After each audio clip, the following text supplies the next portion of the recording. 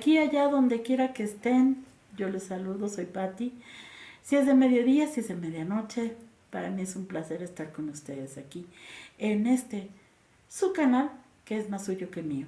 Así es que muchas gracias por estar conmigo un ratito y dedicarme un poco de su tiempo, porque hoy voy a tocar también uno los de las giras más importantes que se dieron precisamente entre abril y mayo en este país, y es la gira de El vicio de cantar de Joan Manuel Serrat. Y cómo dejar a Serrat afuera de mi vida, y cómo afuera de la vida de tantas y tantas generaciones, y cómo no contarles la historia de Serrat, y cómo no decirles que es uno de las prácticamente gentes que cambió el siglo XX y que en este siglo XXI sigue vigente, y que ha producido una cantidad de canciones que no solamente son icónicas, sino que nos ha traído y nos ha regresado a muchas gentes a la poesía no solamente española, sino también latinoamericana. Y Joan Manuel Serrat, que llegó a México por allí de los años 68, 69, no lo sé, se presentó en el Palacio de Bellas Artes. Yo estaba chica, estaba en secundaria, y mi maestra me había dado un librito así, a leer, entre todo lo que se lee, de la poesía de España de los hermanos Machado, porque pues eran dos hermanos y ambos poetas con muy diferente temperamento. Entonces, en esos momentos y en aquellos tiempos, yo estudié en la secundaria número 11, que es una secundaria que estaba cerca de una casa de música, así enorme, enorme, donde había esos audífonos, y uno llegaba y se ponía el audífono y empezabas a oír los éxitos del momento. Y allí fue donde yo supe que Serrat le estaba cantando a Machado. Y cuando oí parte del disco, pues me quedé allí hasta que lo oí todo. Eh, y decía yo, qué maravilla que le haya puesto música, qué maravilla esta combinación de poesía y de música, y de que las cosas queden tan bien hechas. Y admiré muchísimo el trabajo de Serrat. Yo llevé a mi casa ese disco, lo compré con muchos trabajos, pero lo compré. Y a mi hermana Estela, que en paz descanse, le fascinó. Le fascinó, y comenzamos juntas una historia con Serrat, porque me dijo hay que conseguir los boletos porque viene a Bellas Artes. Y yo dije, no es posible, viene a México. Sí, viene a México.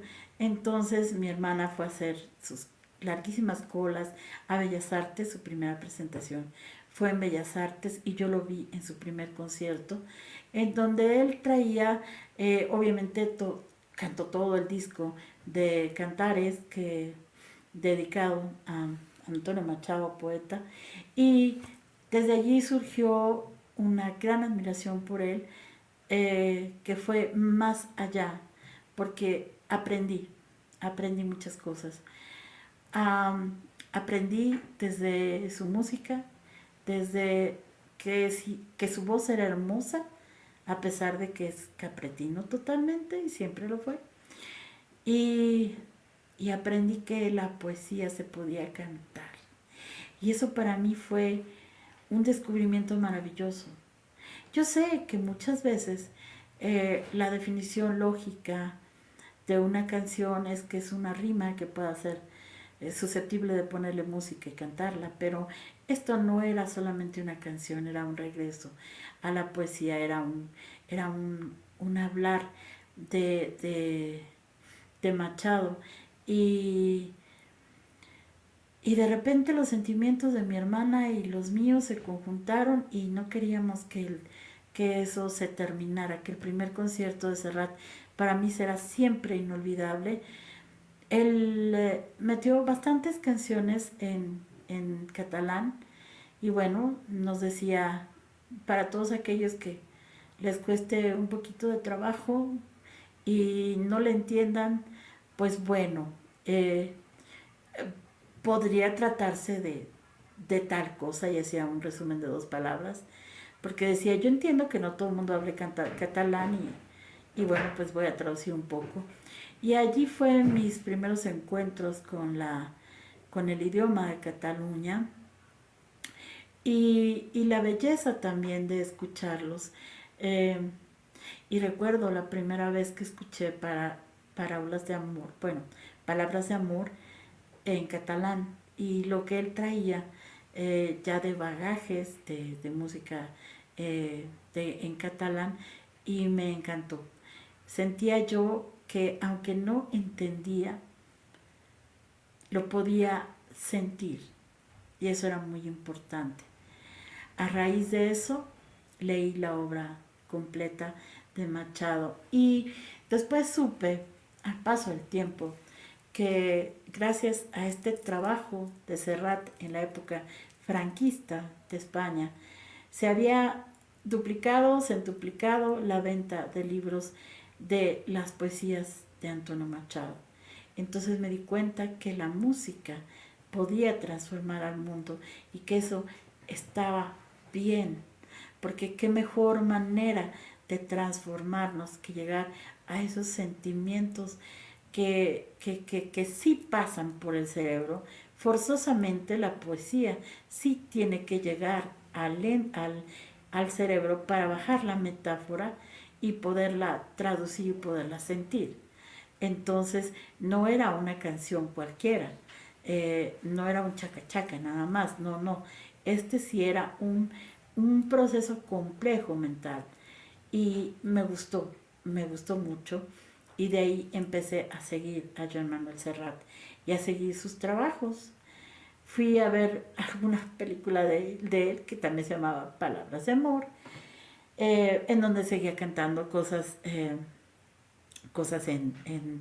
catalán. Yo para entenderle fui al círculo catalán. Y bueno, entendí lo que pude, poquito, poquito, poquito. Eh, pero después siguieron los procesos creativos de Serrat y se convirtió imparable.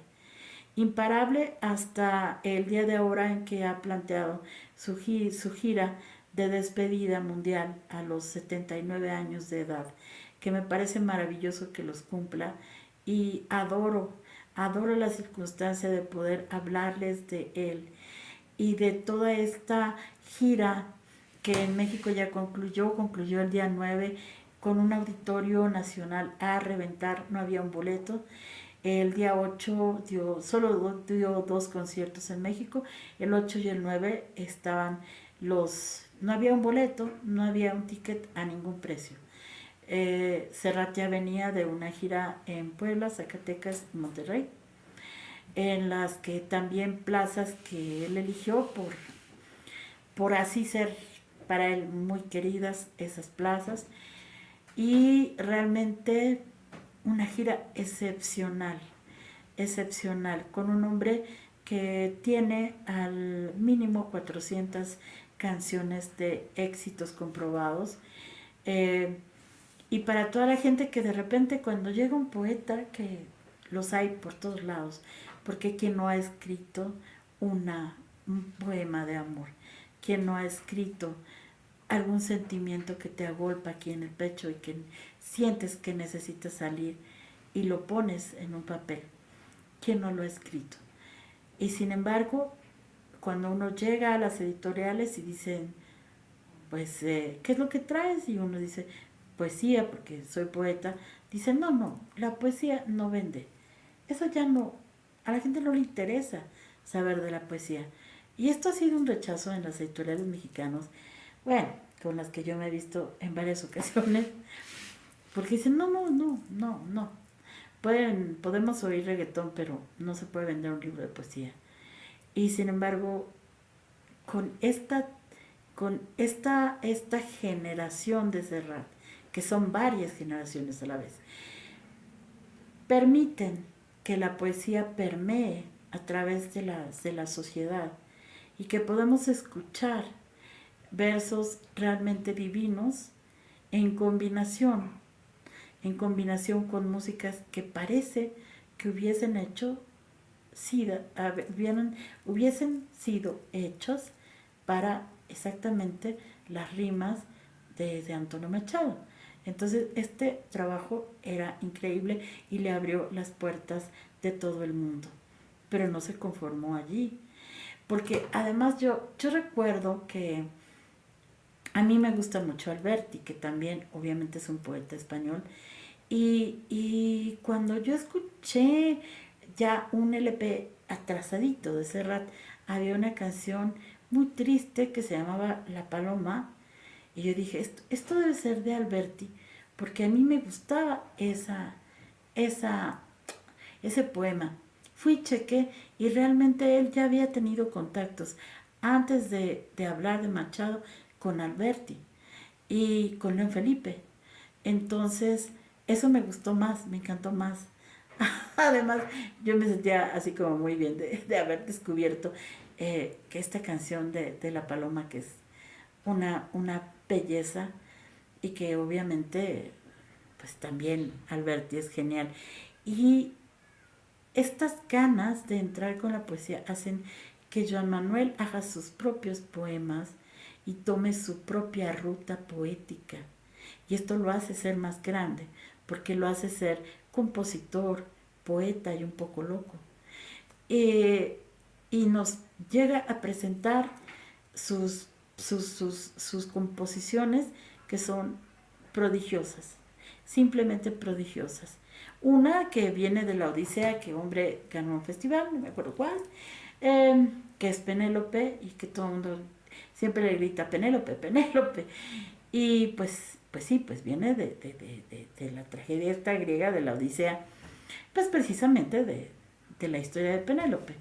El final es diferente, porque aquí Penélope se queda sentadita en la estación con sus zapatitos de tacón. Sin embargo, todos estos giros que va dando la carrera de Joan Manuel lo llevan también a extremos políticos. Es decir, llega a cuestionar la sociedad en la que vive y en qué forma. Entonces hay canciones que, como las de Entre usted y yo, hay algo personal, que habla de la burocracia. Hay canciones maravillosas en contra del franquismo, que las cantó, la cantó en Zacatecas, sí, la cantó, que se llama Pueblo Blanco, que es una canción muy larga, y que Zacatecas sí la conocía y me encantó porque bueno, sí sabían en dónde terminaba. Él comienza su gira en Nueva York, y en Nueva York canta a Currito el Palmo, el que vive dando palmas, que son unos personajes que, como él mismo dice, junta y de repente les da vida en una historia que yo siempre quise escuchársela cantar, pero no tuve tal placer. Y sin embargo la cantó en Nueva York, y es una historia muy larga, entre Merceditas, la del guardarropa y una serie de cosas, y que le van pasando hasta que Currito el Palmo sigue dando palmas allá en el cielo, en una farrocada.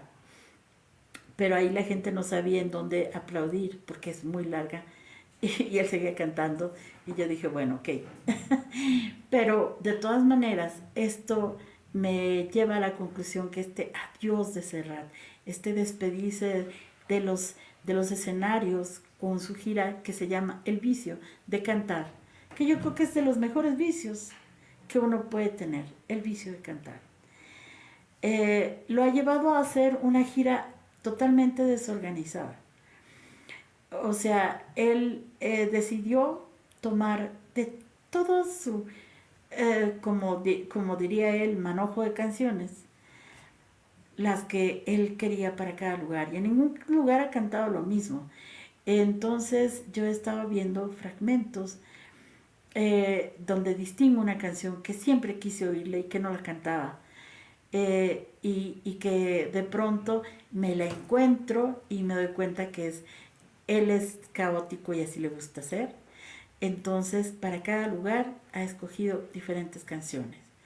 Y hay canciones como les digo, la de Pueblo Blanco, que es una canción larguísima y totalmente antifranquista, que tiene un final terrible, que no se puede él ir de allí porque los muertos aún siguen llamándolo desde el cementerio.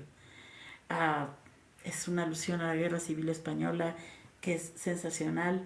Y cuando llega a la parte de Miguel Hernández, que le ha dedicado un fragmento grande de sus recitales, pues lo titulé como precisamente una de estos libros de Miguel Hernández, y por eso dice Rincón de Luz y Sombras, que así se llama un libro de Hernández.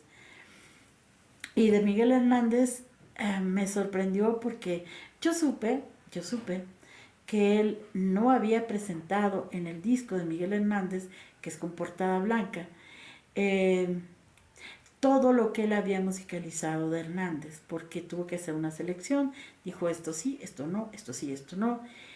Y yo siempre en mi mente quise saber qué cosas de Miguel Hernández, a quien amo profundamente, no había dado Serrat a la luz. Y en el concierto en Zacatecas me encuentro con este manojo de canciones que, que son de la autoría totalmente de Miguel Hernández, y que son así que siente uno que el alma se te va partiendo.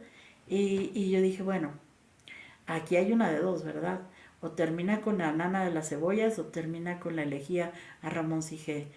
En Zacatecas él decidió terminar con las nanas de la cebolla, y él cuenta que pues Miguel Hernández, para quien no lo sepa, hoy se lo cuento rapidito, siempre presentó una postura de oposición al gobierno español, franquista desde luego, y pues fue apresado varias veces. Se enamoró, tuvo hijos, y llegó un momento en que estuvo más tiempo en la cárcel que afuera de ella. Y un día le ha llegado una carta de su mujer, en donde la mujer le explica que ya no hay nada más que unas latillas de avena, y que una gallina que seguramente que está debajo de la cama de su hijo recién nacido, y que no sabe qué hacer porque en su pecho ya no hay leche.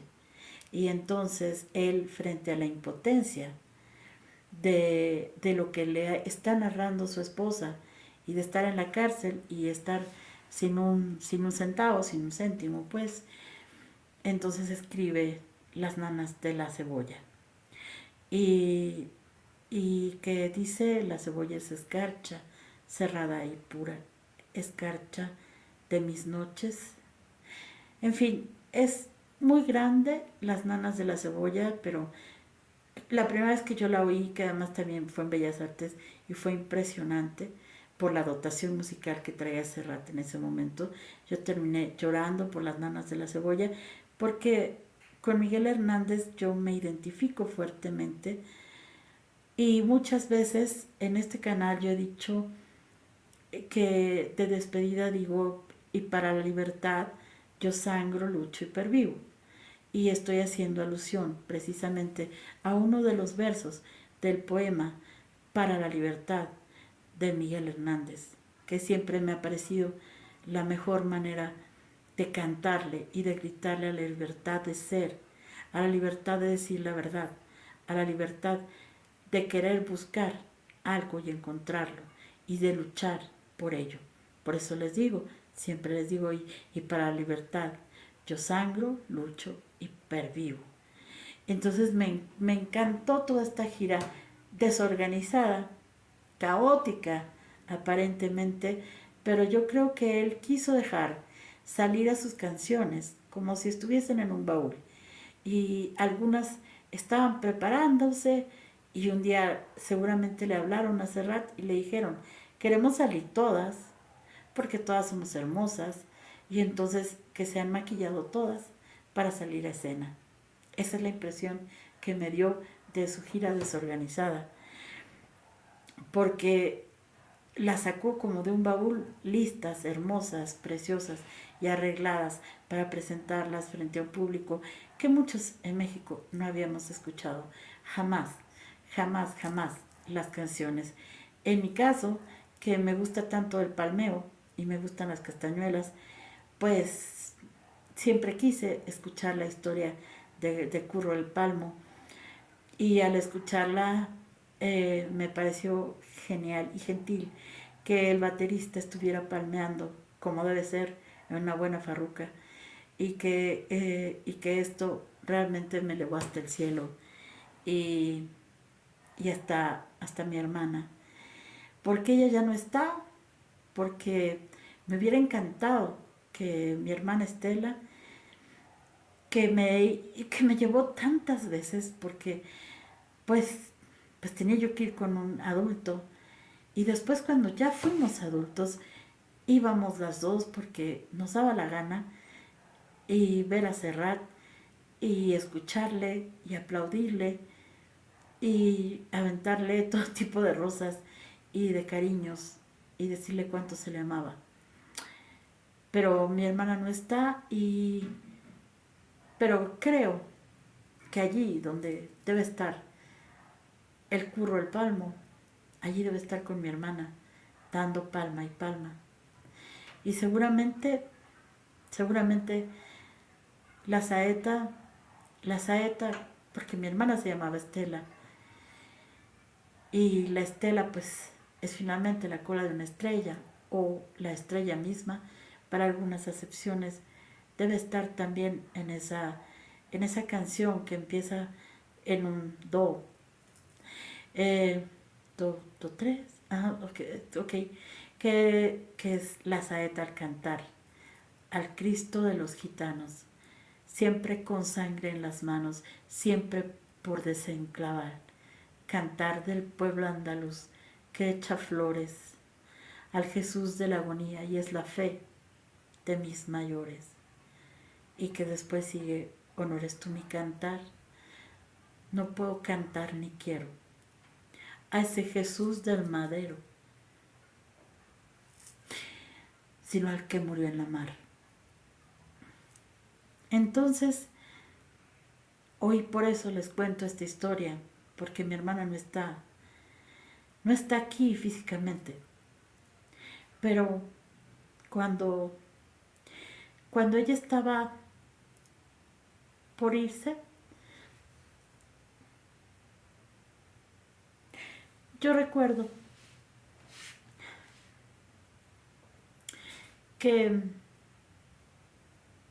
estando en el hospital tomé su mano y decían los doctores que no reaccionaba, que ya quedaba muy poco tiempo, pero yo no quise que mi hermana se fuera sin música, y recuerdo muy bien que, que le canté nuestras canciones favoritas de Serrat, y ella reaccionó y me ha tomado la mano cuando yo canté la saeta. Por eso es que hoy les hablo de la última gira de Joan Manuel Serrat, que coincide en tiempo con la última vez que yo vi a mi hermana. Y le agradezco a Serrat todas las veces que nos cantó a nosotras. Le agradezco a Dios que mi hermana haya podido descansar escuchando sus canciones, y desde luego Across the Universe, porque no podía faltar. Ella se iba al universo. Y yo le dije: no te sientas tan mal, seguramente vas a ver a John Lennon. Pero, pero sí recuerdo que todo el mundo vio cómo mi hermana reaccionaba a este manojo de canciones de Serrat, que se las fui cantando y que ella intentaba abrir los ojos hasta que los abrió. solamente para expirar después. Por eso es que es importante saber que las canciones sí pueden cambiar al mundo y que las canciones van más allá de una historia que te cuento o van más allá de la gloria de un poeta. Llegan al alma y muchas veces quieres morir con ellas. Así es que esta gira me hubiera gustado, pero la verdad no había lugares. Pero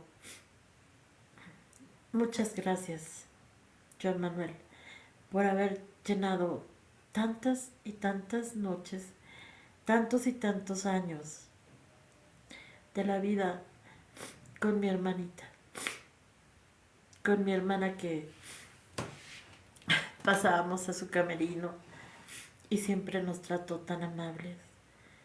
Siempre fue, siempre fue lindo con nosotras, como con todo su público. Siempre fue un gran poeta. Y seguramente, seguramente mi hermana pudo ver su gira entera.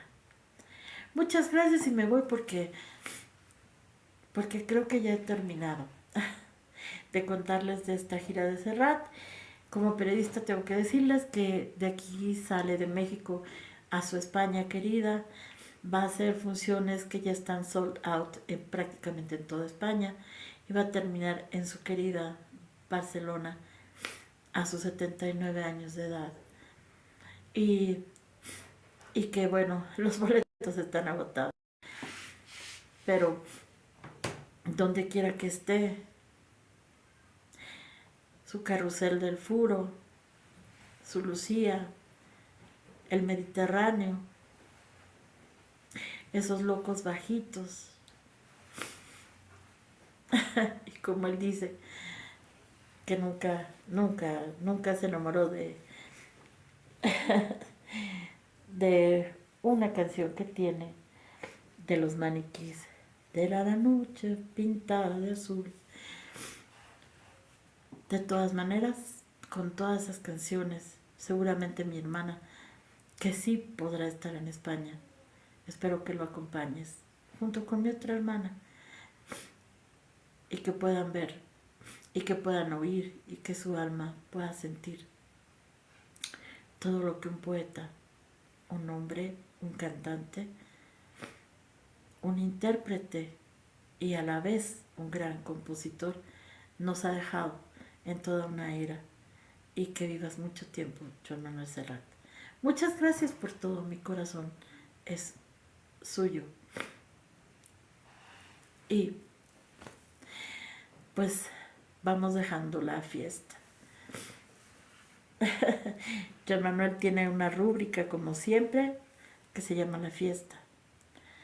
Dice, vamos bajando la cuesta, que arriba en mi calle se acabó la fiesta.